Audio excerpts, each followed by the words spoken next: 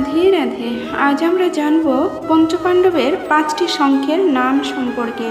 আমরা সবাই জানি যে ভগবান শ্রীকৃষ্ণ যে শঙ্খ বাজাতেন তার নাম হলো পাঞ্চজন্য শঙ্খ।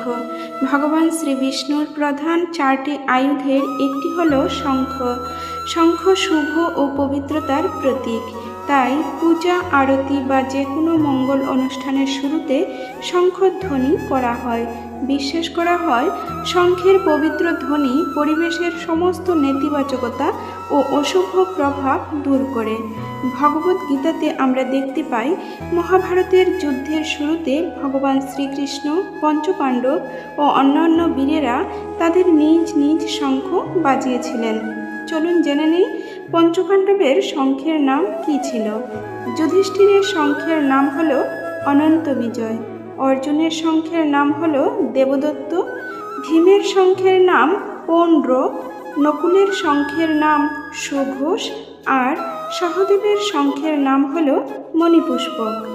ভিডিওটি যদি ভালো লেগে থাকে তাহলে লাইক ও শেয়ার করুন, আর এই ধরনের আরও ভিডিও পেতে চ্যানেলটি সাবস্ক্রাইব করুন। হরে কৃষ্ণ।